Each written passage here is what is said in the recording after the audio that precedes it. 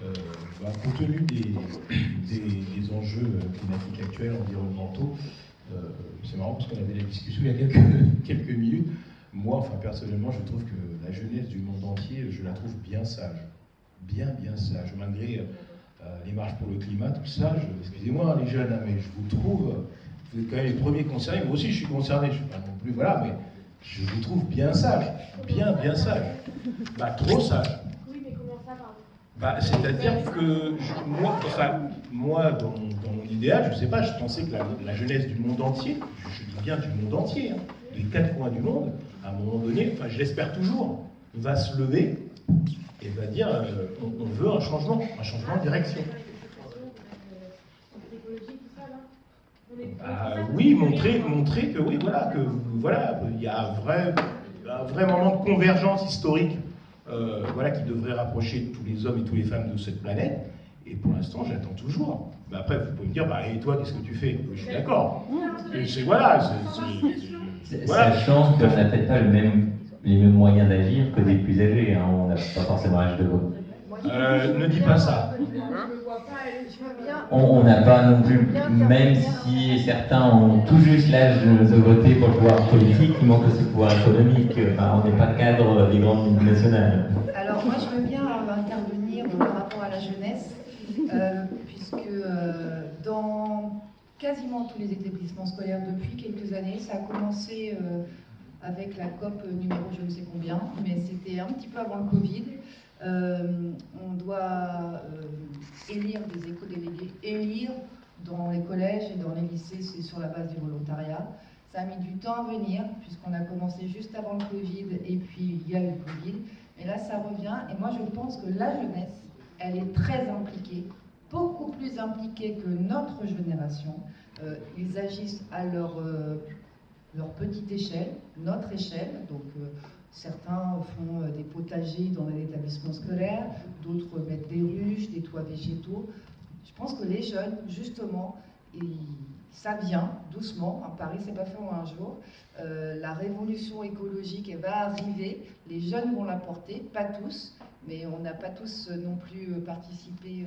Enfin, moi, par exemple, j'ai 50 ans et quand j'avais 20 ans, je ne sais pas trop à quoi je participais, à part ma vie perso.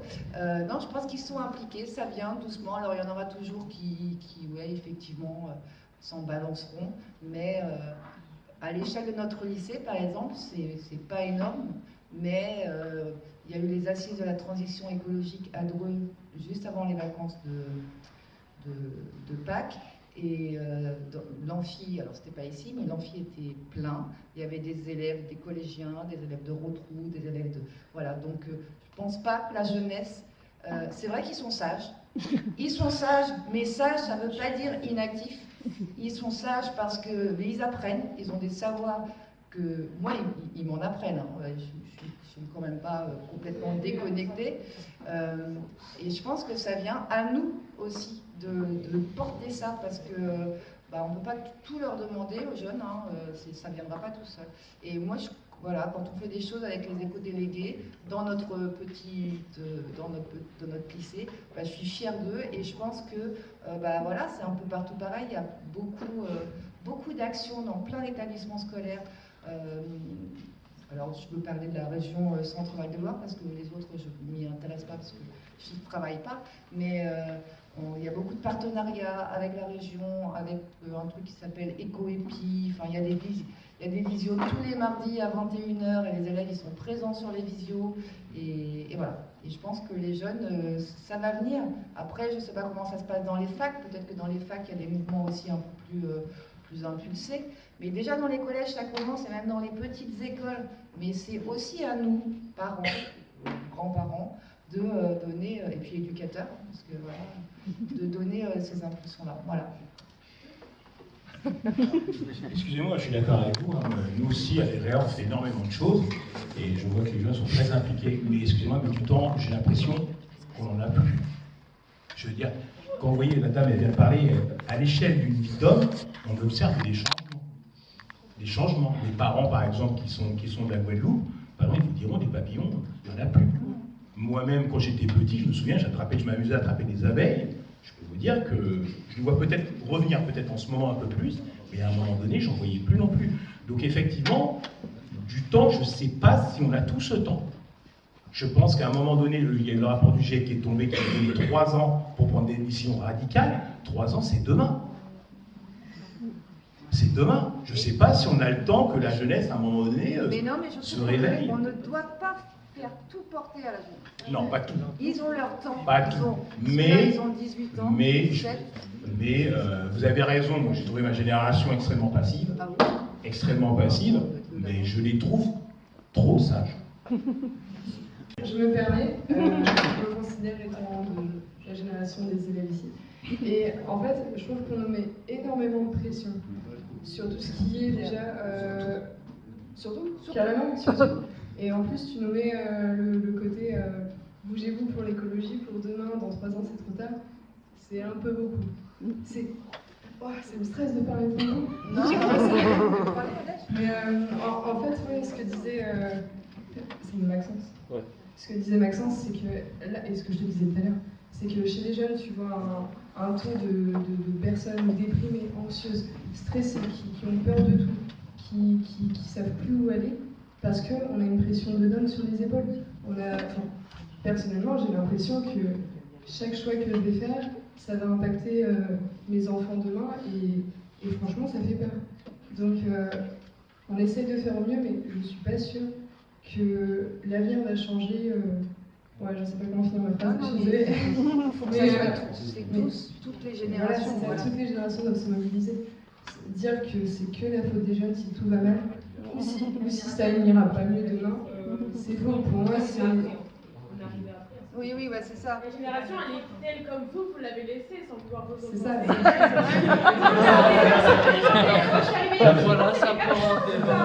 Je tiens à préciser ma pensée, c'est pas un jugement négatif. Disons que j'ai placé mon espoir chez vous, en fait. Voilà. Et nous, on a passé nos espoirs en vous parce que c'est à vous de nous apprendre. Non, moi je suis dans l'espoir avec vous, je suis pas du tout négatif, je suis plutôt optimiste. Alors pas du tout, je ne suis pas négatif. Non, mais par exemple, alors, je ne sais pas si je peux trop en parler, mais il y a eu les élections là. Eux, ils n'ont pas voté. Eux, ils n'ont pas voté pendant pour les élections. Mais nous, on a voté. Et est-ce que nous, on a voté pour que les choses, elles changent? Alors, voilà. Je ne vais pas trop parler de politique, une espèce de petit droit de retrait, voilà. Mais en tous les cas, voilà, ils voteront. Et voilà, ils voteront. Mais qu'est-ce qu'on fait, nous? Moi, je suis maman de 2 grands, hein, voilà. Qu'est-ce que j'ai fait, moi? Ils ont 20 ans. Qu'est-ce que j'ai fait, moi, pendant 20 ans avec eux par rapport à l'écologie? Franchement, et honnêtement, et j'en suis navrée, pas grand-chose. Et pourquoi? Parce que moi, nous n'avons pas été sensibilisés, ou alors moi je viens de Nogent-le-Rotrou, hein, donc la campagne, le Perche, voilà. J'ai vécu dans le monde agricole avec les pesticides, les trucs, tout machin. Personne, quand j'étais môme ou un peu plus, ne m'a jamais parlé d'écologie, de trucs. Chez moi, les poireaux, les carottes poussées, c'était voilà, machin. Et après, j'ai eu des enfants et j'en ai pas parlé de ça. Alors oui, le tri des déchets, tout ça, on jette pas ses papiers par la fenêtre, mais c'est tout, en fait. Et ces enfants-là, ils ont des parents qui ont à peu près mon âge, enfin plus jeunes, je sais, merci. Mais en fait, ils ont enfin voilà. Donc c'est vrai qu'on leur fait porter beaucoup de choses. Je rejoins mademoiselle, le stress de trouver du boulot, les études, l'avenir, est-ce que je fais des enfants, parce que si je fais des enfants, de toute façon, quel monde je vais leur laisser, et les écoles, voilà. Donc je crois que c'est à nous, adultes, éducateurs aussi, d'aller les chercher, peut-être se mettre dans des assos, des machins. Nous ici, avec mes collègues, on fait dans notre mesure, mais c'est aussi aux adultes, hein, franchement, ils en ont assez, hein, les jeunes. Ils vont le faire en plus, parce qu'ils n'ont pas envie d'avoir une planète pourrie. Ils sont quand même impliqués, voilà. Les éco-délégués, je ne sais pas s'il y en a ici. Non, je crois pas. Si. Oui, mais pas ici. Si. Voilà, c'est ça. Ok.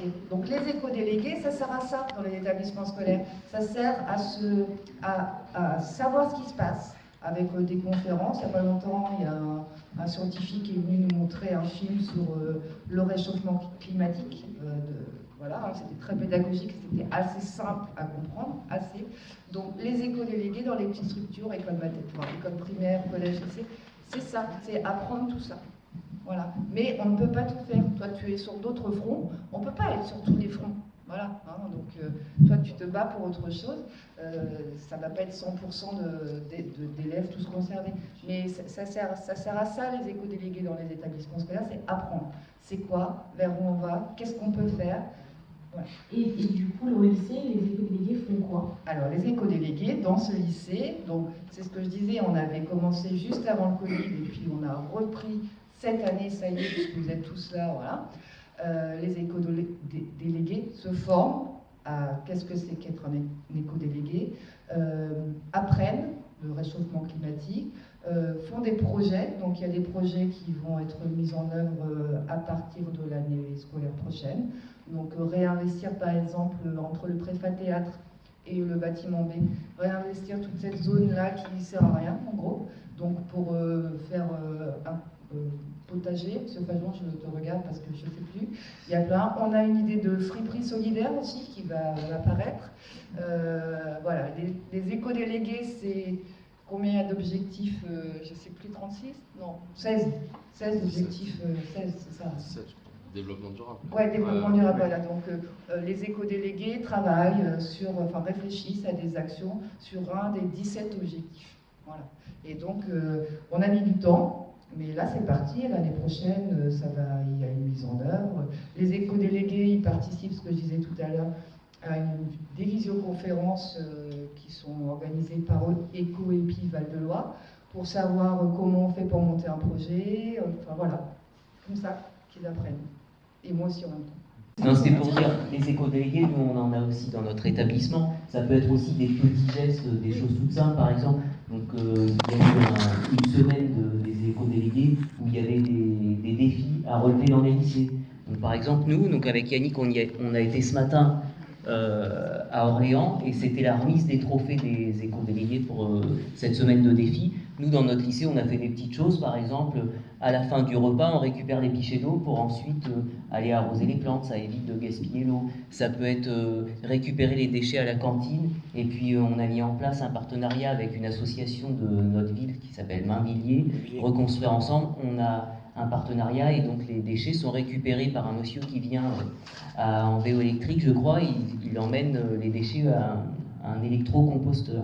Après, nous, on récupère le compost et on l'utilise pour notre jardin pédagogique, puisqu'on a un potager dans l'établissement. Ça peut être aussi des petits gestes comme ça, c'est pas forcément que des conférences, des débats, ça peut être plein de petits défis, voilà, sensibiliser les élèves à pas trop gaspiller à la cantine, on peut avoir des petites portions, voilà, ça peut être des petits gestes comme ça. Vous, à votre niveau, lancez des idées dans votre lycée pour essayer de moins gaspiller.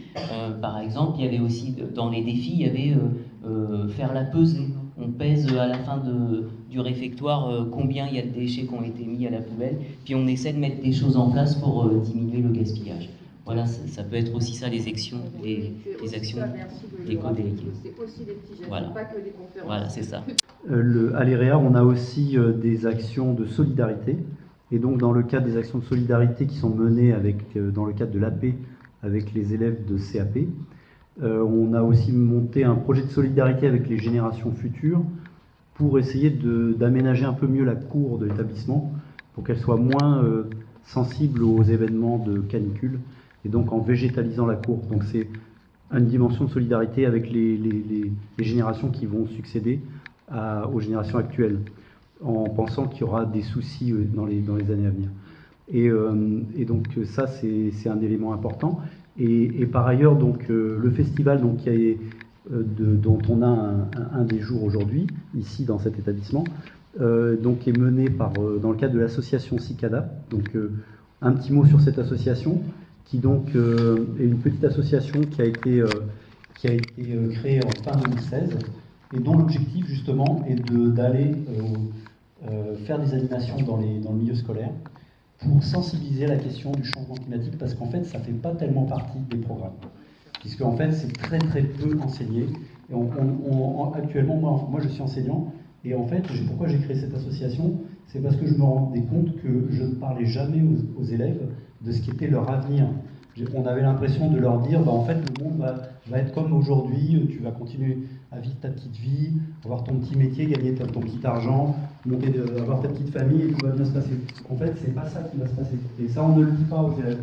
Donc nous, en fait, dès la maternelle, on enseigne cette dimension-là par de l'éducation populaire, donc c'est-à-dire avec des potagers concrets, des hôtels insectes concrets, plein de choses pour essayer de montrer comment on peut s'adapter au changement climatique, puisqu'il y a une dimension d'adaptation et une dimension d'atténuation, donc comment on peut aussi essayer d'envisager un monde différent. Parce qu'en fait, il faut imaginer un monde différent pour pouvoir avoir quelques chances de survivre à ce qui se passe en ce moment. Et bon, comme vous le disiez, il y a eu des élections, on aurait voulu qu'il y ait du changement plus important. Bon, il y a encore 2 élections, hein, c'est peut-être tout n'est pas perdu. Et puis il y a aussi une dimension donc à la fois des petits collectifs hein, qui chacun à leur niveau, aussi bien les éco-délégués sont une forme de collectif, mais il y a plein de petites associations qui agissent aussi. Il y a plein de gens comme la jeune femme ou comme Maxence qui montent des projets qui ont vraiment du sens par rapport à ce changement de monde. Et donc tout ça, mis bout à bout, ça fait un changement de monde. Mais effectivement, il n'y a pas que la dimension individuelle, il y a vraiment la dimension collective et la dimension intergénérationnelle. Puisque comme le collègue le disait, on attend beaucoup de la jeunesse et on attend aussi beaucoup de nos générations à nous. Voilà.